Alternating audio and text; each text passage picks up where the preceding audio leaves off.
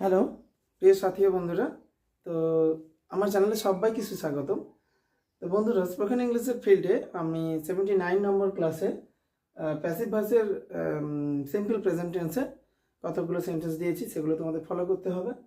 আর আজকের ক্লাসে তোমাদের passive voice simple present tense part 2 এটা করাবো।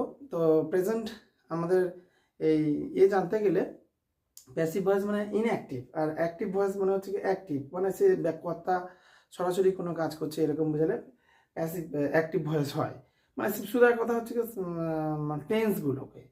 আর ইনঅ্যাক্টিভ থাকবে প্যাসিভ ভয়েসে, এখানে কর্তা ইনঅ্যাক্টিভ থাকবে, ঠিক আছে, কাজটাই প্রধান হয়ে উঠবে। ইনফিনিটিভ ভার্ব আর ফিনেটিভ ভার্ব, তো যেখানে মানে ভার্বের সাথে অবজেক্টের সরাসরি সম্পর্ক থাকে না তাকে ইনফিনিটিভ ভার্ব বলে, আর যেখানে ভার্বের সাথে সরাসরি অবজেক্টের সম্পর্ক থাকে ফাইনেটিভ ভার্ব বা ফিনেটিভ ভার্ব বলে। ওকে, তো চলো আমরা এখানে প্যাসিভ ভয়েস অর্থাৎ কাজটাই প্রধান হয়ে উঠবে, কাজের উপর জোর দেওয়া হবে, যেখানে যে সেন্টেন্সগুলোকে সেইগুলো হচ্ছে কি ভয়েস চেঞ্জ করা হয়। মানে এখানে কর্তা থাকবে না, কর্তার কোনো ভূমিকাই থাকবে না, কর্তার উপর আরোপিত হবে, প্রদান করা হবে কিছু কাজ। হ্যাঁ, আমি ভাত খাই আর আমার ভাত খাওয়া হয়, দুটো কিন্তু একই নয়। সে সাপটিকে মেরেছে আর সাপটি মারা হয়, দুটো একই নয়। এই ধরনের সেন্স যখন আসবে, আমরা প্রত্যেক জীবনে যেগুলো ব্যবহার করি সেইগুলোই একমাত্র ব্যবহার করব। এবং বন্ধুরা, ভালো লাগলে আমার ক্লাসটিকে সাবস্ক্রাইব এবং কমেন্ট করে জানিয়ে দাও। তো চলো, তো আমরা প্রথম টেন্স হচ্ছে কি আছে, বাসুর প্রথম সেন্টেন্স আছে। প্রথমে এক ঝলক তোমরা দেখে নাও। At first you should try these sentences to make these sentences. Okay, after that তার তোমরা মিলিয়ে নেবে। বাসন মাজা হয়। চলো, এবার বাংলা কিছু ওয়ার্ড আছে যেগুলো ইংরেজির সঙ্গে সরাসরি মেলে না, কারণ দুটি কমিউনিটির লোক দুটি আলাদা আলাদাভাবেই এগুলো তৈরি করেছে, ফলে একেবারে অ্যাকুরেট হয় না, পারফেক্ট হয় না। এই সেন্স দেখে বুঝে নেবে। তো মাজা বলতে ক্লিন করা হয়, ক্লিনটা এখানে ভাব। তো চলো, এখানে আমরা বাসনটাকে ইউটেন্সিলস বলবো। ইউটেন্সিলস, এটা এস হচ্ছে প্লুরাল ফর্ম, আর হবে বন্ধুরা অ্যামিজারের সূত্র অনুযায়ী, আর এখানে ক্লিনড হবে।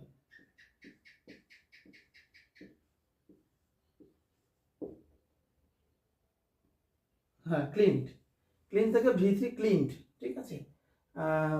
আর এখানে সূত্র অনুযায়ী কি, প্রথমে সাবজেক্ট, তারপরে অ্যামিজার, তারপরে ভি3, এটা হলো সূত্র সিম্পল প্রেজেন্টে। এটা প্যাসিভ ভয়েস। ইউটেন্সিলস আর ক্লিনড।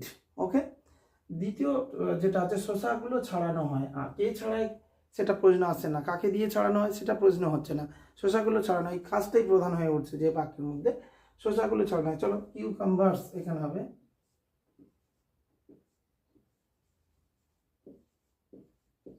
কিউকাম্বার্স, এস যোগ হলে কেন, অনেক শসা, এই অর্থে প্লুরাল ফর্ম, ছাড়ানো। কিউকাম্বার্স আর হবে, তাহলে বন্ধুরা প্লুরাল ফর্ম হলে আর। পিল মানে ছাড়ানো, PWL, পিল মানে ছাড়ানো, এর সঙ্গে ইডি যোগ করে দিতে হবে বন্ধুরা। কেন, এটা ভার্বের ভি3, ফিল্ড। কিউকাম্বার্স আর ফিল্ড, শসাগুলোকেই ছাড়ানো হয়, এইটার উপর কাজ করা হবে। এখানে অবজেক্টটাই মানে অ্যাক্টিভ ভয়েসের অবজেক্টটাই সাবজেক্ট হয়ে যায় প্যাসিভের ক্ষেত্রে। চলো, ভাত বাড়া হয়, এখানে কি হবে বন্ধুরা, রাইস হবে, RIC, রাইস। তারপরে কি হবে, ইজ। এখানে বন্ধুরা সার্ভ হবে, SERVED। হ্যাঁ, সার্ভড হবে, SERVED, ঠিক আছে।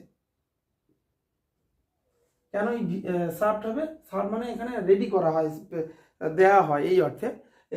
তো রাইস ইজ সার্ভড, এখানে ওই বললাম বাংলা এবং ইংলিশে পুরোপুরি অ্যাকুরেট, কারণ দুটি কমিউনিটির লোক তৈরি করেছে, অ্যাকুরেট হয় না।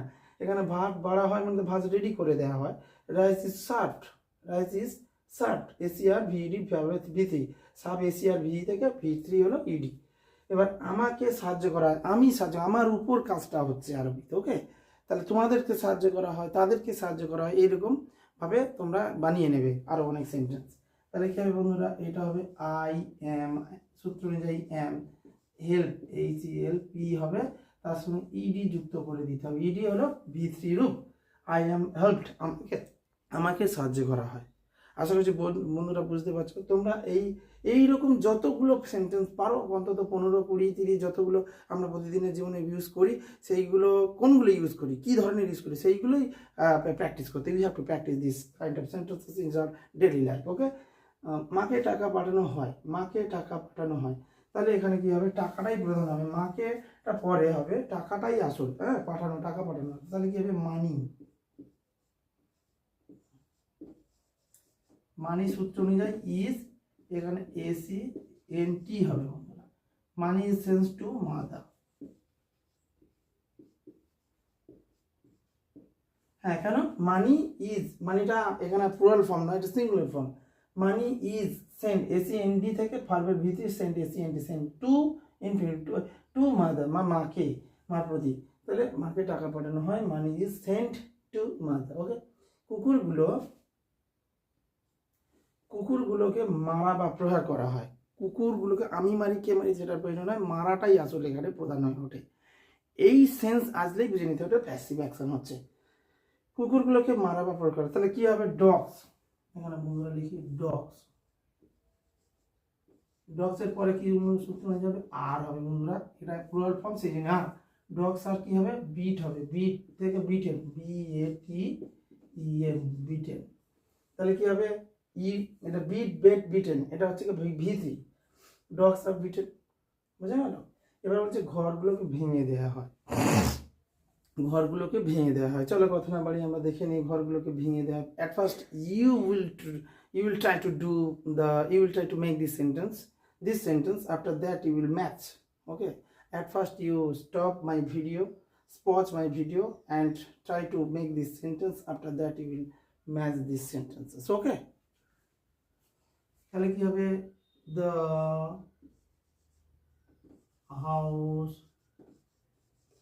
houses are হবে